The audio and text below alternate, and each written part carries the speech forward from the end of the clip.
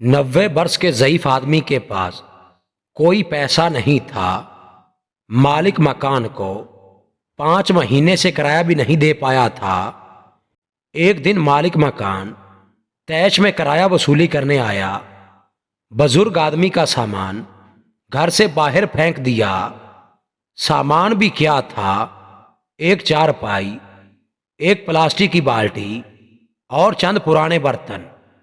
غربت میں مبتلا شخص بیچارگی کی بھرپور تصویر بنے فٹ پاتھ پر بیٹھا تھا۔ احمد آباد شہر کے عام سے محلے کا واقعہ ہے۔ محلے والے مل جل کر مالک مکان کے پاس گئے، التجا کی کہ اس بوڑھے آدمی کو واپس گھر میں رہنے کی اجازت دے دیجیے، کیونکہ اس کا کوئی والی وارث نہیں ہے۔ 2 ماہ میں اپنا پورا کرایہ کہیں نہ کہیں سے ادھار پکڑ کر دے دے گا۔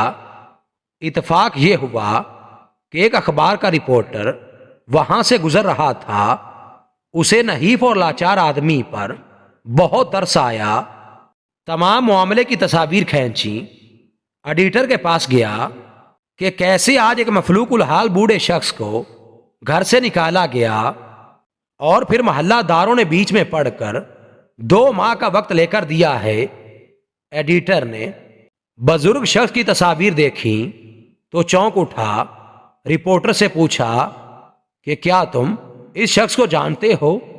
رپورٹر ہنسنے لگا کہ ایڈیٹر صاحب، اس بابے میں کون سی ایسی غیر معمولی بات ہے کہ کوئی بھی اس پر توجہ دے؟ اسے تو محلے والے بھی نہیں جانتے۔ ایک وقت کا کھانا کھاتا ہے، برتن بھی خود دھوتا ہے، معمولی سے گھر میں جھاڑو پوچھا بھی خود لگاتا ہے۔ اس کو کس نے جاننا ہے؟ ایڈیٹر نے حد درجہ سنجیدگی سے رپورٹر کو کہا کہ یہ ہندوستان کا 2 مرتبہ وزیر اعظم رہ چکا ہے۔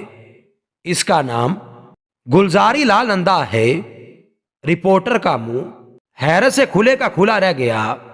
ہندوستان کا وزیر اعظم اور اس بدحالی میں! خیر اگلے دن اخبار چھپا تو قیامت آ گئی۔ لوگوں کو معلوم ہوا کہ یہ عاجز سا بوڑھا ہندوستان کا 2 بار وزیر اعظم رہ چکا ہے۔ وزیر اعلیٰ اور وزیر اعظم کو بھی معلوم ہو گیا کہ گلزاری لال کس مفلسی میں سانس لے رہا ہے۔ خبر چھپنے کے چند گھنٹوں بعد ریاست کا وزیر اعلیٰ، چیف سیکرٹری اور کئی وزیر اس محلے میں پہنچ گئے۔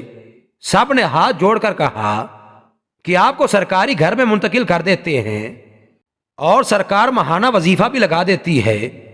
خدا را اس معمولی سے مکان کو چھوڑیے۔ مگر گلزاری لال نے سختی سے انکار کر دیا کہ کسی طرح کی بھی سرکاری سہولت پر اس کا کوئی حق نہیں ہے۔ وہ یہیں اسی کوارٹر میں رہے گا۔ گلزاری لال کے چند رشتہ داروں نے منت سماجت کر کے بہرحال اس بات پر آمادہ کر لیا کہ ہر ماہ 500 روپے وظیفہ قبول کر لے۔ سابق وزیر اعظم نے حد درجہ مشکل کے بعد یہ پیسے وصول کرنے پر آمادگی ظاہر کر دی۔ اب اس قلیل سی رقم میں کرایہ، کھانا پینا شروع ہو گیا۔ مالک مکان کو جب علم ہوا کہ اس کا کرایہ دار پورے ملک کا وزیر اعظم رہ چکا ہے، تو گلزاری لال کے پاس آیا اور پیر پکڑ لیے کہ اسے بالکل معلوم نہیں تھا کہ اس کا کرایہ دار اس اعلیٰ ترین منصب پر فائز رہ چکا ہے۔ بوڑھے شخص نے جواب دیا کہ اسے یہ بتانے کی ضرورت ہی نہیں تھی کہ وہ کون ہے۔ وہ تو ایک معمولی سا کرایہ دار ہے، اور بس جب تک گلزاری لال زندہ رہا اسی مکان میں رہا، اور مرتے دم تک 500 روپے میں گزارا کرتا رہا۔ گلزاری لال کا فلسفہ تھا کہ زندگی کو بہت سادہ گزارنا چاہیے، کسی شان و شوکت کے بغیر۔ انتہائی قلیل رقم میں خوش رہنا ہی اصل امتحان ہے۔ ویسے گلزاری لال سادگی بلکہ اسرت میں رہنے کی جو مثال قائم کر گیا، اس کے لیے حد درجہ مضبوط کردار کی ضرورت ہے۔ 99 سال کی عمر میں فوت ہوتے وقت اس کے پاس کسی قسم کی جائیداد، کوئی بینک بیلنس اور کوئی ذاتی گھر تک نہیں تھا۔ بس ایک عزت و احترام کا وہ خزانہ تھا جو امیر سے امیر لوگوں کے پاس بھی نہیں ہوتا۔ یہ بھی حقیقت ہے کہ ہندوستان کی سیاست میں ہر درجہ کرپشن ہے، مگر اس کے باوجود ہمیں بارہا گلزاری لال جیسے کردار مل ہی جاتے ہیں۔